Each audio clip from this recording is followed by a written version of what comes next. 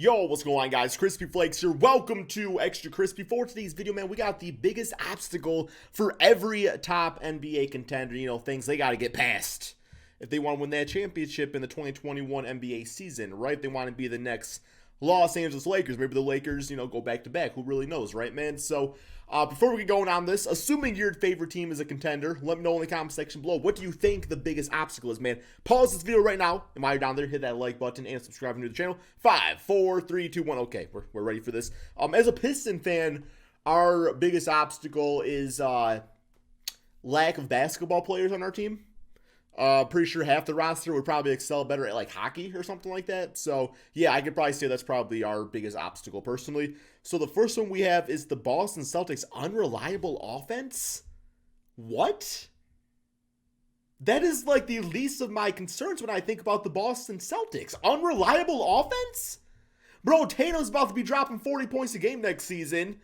Jaylen Brown's great. Kemba Walker, like, his full potential, I still don't even think has been, like, unleashed on this team yet, man. I mean, I guess, like, maybe you could say, like, the bench could be, used a little bit like a tune-up or something like that, scoring-wise, maybe. They got Marcus Smart, could be a little sporadic at times, but, I mean, he can still knock down some shots and stuff. Yeah, I don't think offense is a big issue for the Boston Celtics, man. Like I said, maybe, the Boston Celtics were the only team to rank among the top 4 in both offensive and defensive efficiency. That sounds pretty damn good.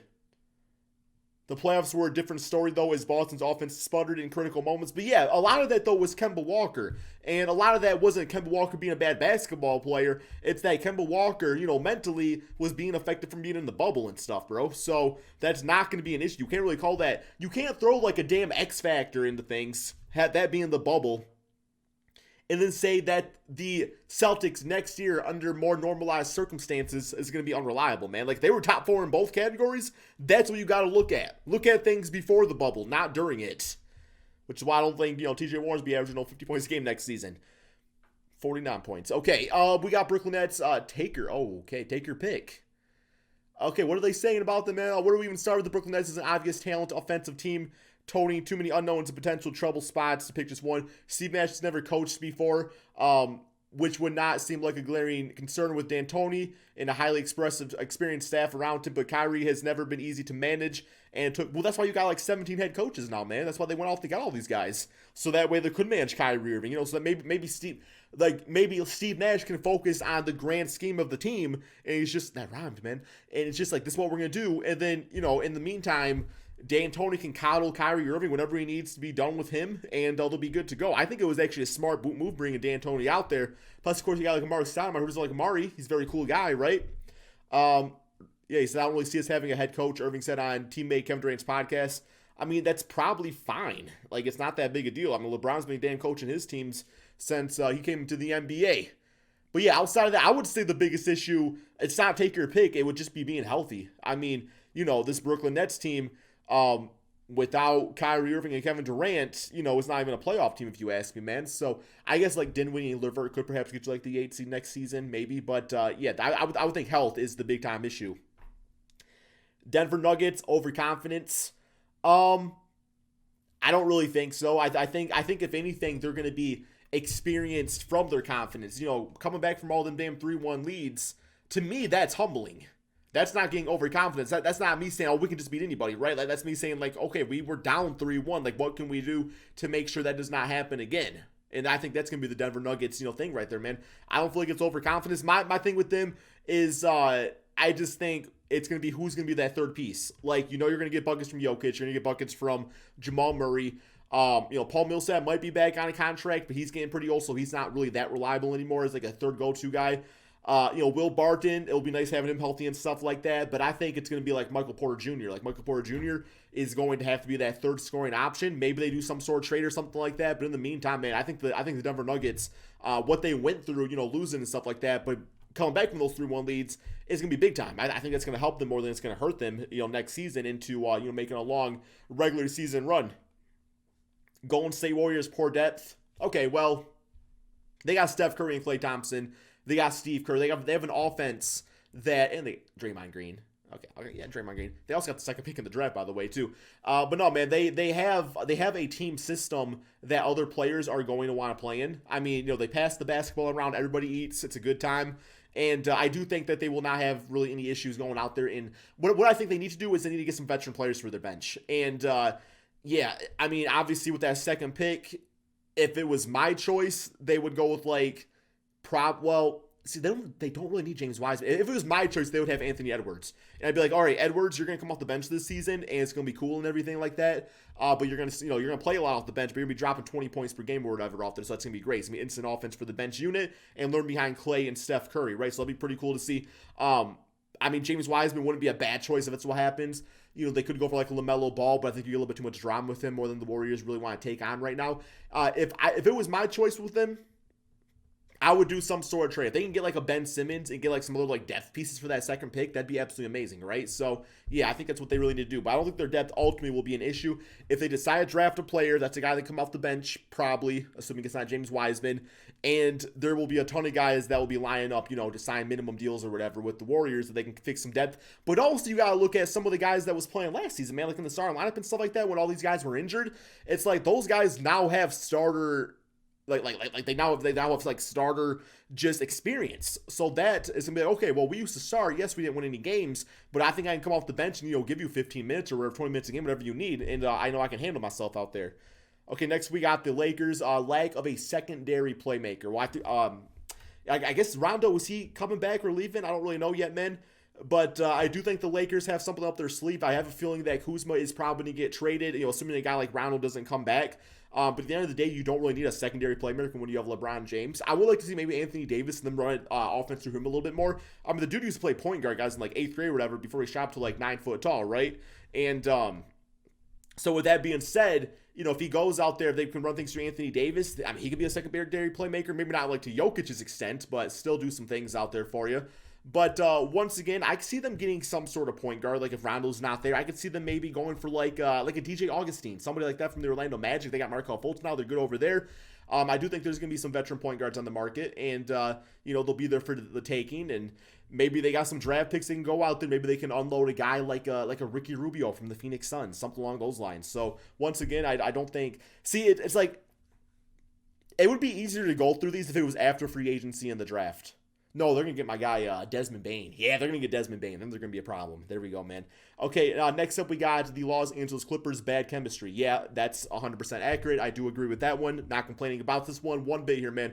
Chemistry was real bad. I'm hoping a lot of these guys can come into the next season, not do as much load management. Hopefully we get more time with Kawhi and Paul George. So the issue with them is that they didn't really get to play a lot with each other in the regular season, man. So when it was come playoff time, it's like you guys got to be on, 100% just wavelengths and stuff like that, and they weren't. So I do think that's something that could be fixed with time. But at the same time, too, the team's not going to be as strong depth-wise. I feel like, Montrez is probably going to get a good-sized contract somewhere. And, it sounds like guys are already kind of bickering and stuff in the offseason. We're going to see a lot of guys get unloaded. And at the end of the day, man, when you have that type of, cancerous locker room, other free agents are not going to want to go there. So you're going to have to work with what you got out there in the end of the day, man. So yeah, chemistry definitely a big time issue with the Clippers. But when you do have Kawhi Leonard, you have a chance at a championship, if anything. So they got that going for them. We'll see what happens, guys. But yeah, the Clippers, they got pulled together. I got a feeling though it's going to be just as much load management next season, just because it's going to be, well, for one, the season starts in about a month and a half, which isn't that far away in the grand scheme of things. And these guys just got done playing pretty recently, man. So we'll see what happens. Miami Heat, natural regression. See, that's only looking at one side of the thing, though. I mean, obviously, they're looking at guys like Goran Dragic. Not Udonis Haslem. Haslem, I hope, comes back for another season. Why not, man? Why not? But yeah, Goran Dragic, he was a bench player for the most part. He did not start starting for this team until the bubble, and that's because Kendrick Nunn was out with COVID. So it's like, if Dragic can come on the team again or re-sign and just be a backup role again and provide half of what he did in the bubble, they'll be good to go. You still got Kendrick Nunn. There's still opportunities for trade for a guy like a Chris Paul or somebody like that. But don't look so much at the regression. The team is really not that old. I mean, yes, you got Goran Dragic and Iguodala that are kind of oldish out there. We're not. You got to look at guys like Tyler Hero. Tyler Hero was going to be damn 21, bro, ready to drop damn 20 points a game, right? Like, right off the bat. So you got him going for you. Duncan Robinson's a lot more experienced now. So, yeah, there's going to be regression with certain guys, but there's going to be progression with a lot of other players, too. They'll be good to go. Next up, we got the Milwaukee Bucks, no off-speed pitch. I don't know what they mean by that. Sure, the Bucks need better point guard play than Eric Bledsoe has proved over the last two failed postseason runs, but the most conspicuous obstacle to the Bucks is the same as it's been since 2019. It's best expressed with a baseball analogy. Think of the Bucks like a pitcher with a searing, past you before you know it fastball. Let's get hyperbolic and say it averaged 104 miles per hour. Pure hell of a velocity on. What is going on here, man? Milwaukee is an extreme system team, stubborn, stuck in its principles. It defends the rim while surrendering threes. It's an entire offensive system to consist of space in the floor, so a compo can attack downhill, ideally in transition. But blah blah blah. Okay, so basically what they're saying here is that they're too stuck in their system. I wouldn't really say their system's that big a deal. I think once again the Bucks were just a team that not only suffered from having a major injury to Giannis, not saying they would have won that series, but also I think they were a team that was a victim of the bubble too, man. Before the bubble, this team was on pace to win 70 games. That's no off-speed, man. That's a bitch-ass fastball down the middle, bro. That's a bitch-ass fastball down the middle. So, yeah, I think their system's fine. I do think they could probably go out there and upgrade at a few positions, upgrade the bench, maybe get a better shooting guard. Not a huge Wesley Matthews fan. Eric Bledsoe probably can go now. They can probably find a better replacement for him, although he's a pretty good defender, so he did work in the defensive system at times. But, yeah, I don't think it's that big a deal. I think the Bucks' biggest issue is just, like, in the back of their mind, they're going to be thinking what's going on with Giannis, right? And that could definitely lead to, just bad chemistry in the locker room and guys just not being on page with everything. I mean, these guys, they're all human too. They're thinking about the same things we're thinking about, right? And then last but not least, we got the Toronto Raptors balancing the past and the future. There's really not too much past on this team. If you look at the team, man, Kyle Lowry is like a guy that's been there for a while. Serge Ibaka, I've been hearing, has been like, might go to some different teams. I would do whatever I could to re-sign Serge Ibaka because, Marc Gasol's probably going to be on a different team or playing overseas. Not really sure yet with him. Obviously, you want to, well, I guess maybe Fred VanVleet. I guess maybe because he would be like the future starting point guard. But I would still just re-sign Fred VanVleet. I mean, that backcourt proved to work with him and Kyle Lowry. And once again, you got your starting point guard. Once Kyle Lowry, either retires or maybe goes to a different team, but they don't want to pay him anymore or something like that, right, man? You got Siakam, who did bad in the bubble, but he'll be ready to go next season. But you look at some of the other guys. They got Terrence Davis. He's a beast.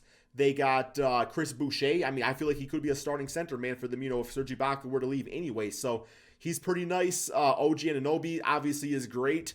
So I think it's a pretty good mix, man. They have a good mix of veteran and, young players out there. But some of the guys are probably going to be gone, and they'll replace them with new guys. And the guys that were the young guys last year will now be the veterans of the team, man. So, yeah, that's all we got for today's video. Hopefully you guys did all enjoy it. Let me know in the comment section below what you guys think about these. Thank you all so much for watching. Hit that like button, hit the subscribe button, and peace out.